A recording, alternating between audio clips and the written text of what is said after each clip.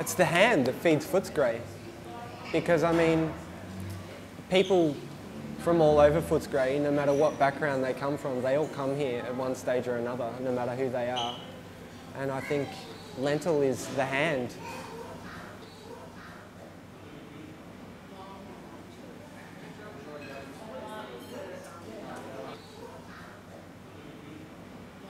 The people here are really important to me.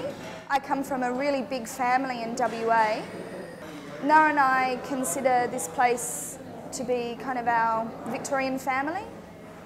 I wanted something to put on my resume. Like, I wanted skills and a reference and all that sort of stuff, and then I stayed because I love all these amazing people. It can be tough because I live here, I work here, I sleep here, I eat here and socialise here and drink coffees here every day, and I might as well move my stuff down and sleep on the floor. Yeah, so it can be pretty full on, but it's pretty fun too because I sort of feel safe, I suppose, that everything, you know, like some sort of comfort, I suppose, yeah.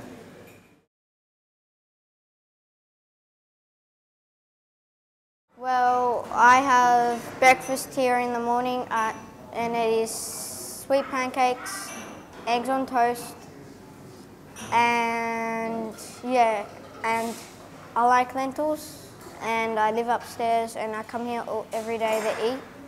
Lentils and Yarra housing is definitely like a dream come true. I live upstairs and I come down here and it offers me life, it offers me a social life, it offers me friends, it offers Jonathan guidance, you know, like he can look up to men here, see them working, you know, especially like Usman, he's always working, and Ratan.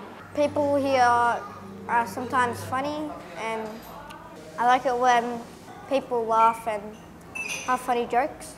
I don't know, it's a good place to gather with friends, catch up and chat, and yeah, you know, eat with no obligations.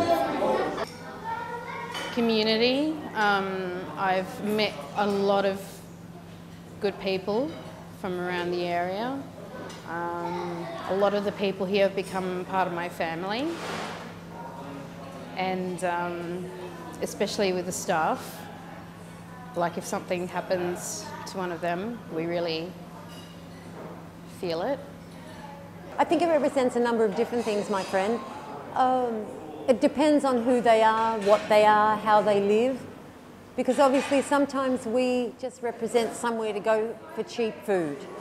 But to other people, I think we represent a number of other things as well. Company, hospitality, kindness. Yeah, I think that is what it is for most people who come here. And we have a wide range of people who do come here.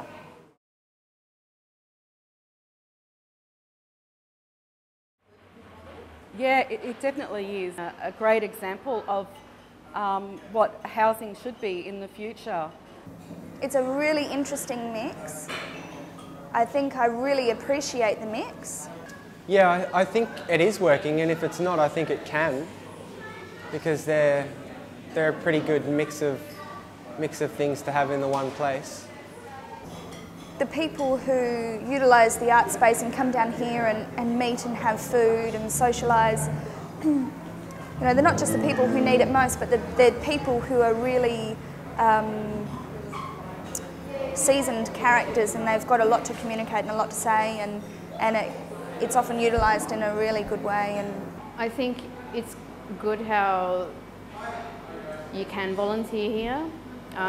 Especially with me, I haven't had a job in quite a few years, and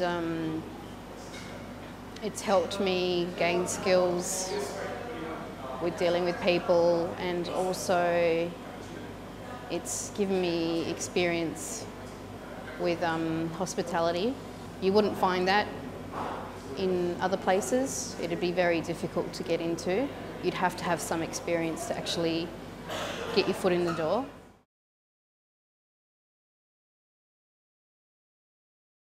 I think this place contributes towards people's health and well-being, And I think that's a really strong point in a person's sense of identity. If they're healthy, coming in and making connections with other people and affirming themselves within the community here. It doesn't even have to be for low income earners, it can be for the affluent, just a place where you can go and stay and, you know, be a part of what's going on around their environment and getting to know your neighbours, and in a nice environment and great food, you know. And then if you don't feel like cooking, you don't feel like cleaning, you've got that choice of just going downstairs and yeah, just having a night off, yeah. You can have beautiful food that doesn't have meat. Yeah, and I think it's really good for people's health. And I've spoken to a number of people since my time here, just different people, younger people, older people, who've actually spoken about the health issue. And this place offers you good food. So, you know, there's nothing in the food that can do you any harm. The food is great, and I think, yeah, definitely the food has a lot to do with bringing people together.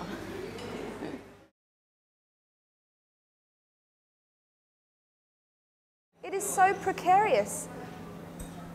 Last Friday, I came into work, I volunteer every Friday, and the feeling in the place was really low. All the staff were really upset. I had no idea that we were possibly going to be closed down. And when I heard about it, I was really upset, verge of tears all day, really depressed. Yeah, well, it's not surprising that Lentils is going to struggle in an area like this. But it's unfortunate because it's an area which needs it the most. I don't know, I suppose people realising that this place can't survive, you know, without a realistic donation. Because, I mean, people see the buffet down the back and they think that because it's there today, it's always going to be there, when the truth is that it's not. If people paid $5 to $6 per meal, it's really simple. But we're not allowed to ask for that. If we were allowed to ask for that, it would make a huge difference. But because of our ethic, we can't.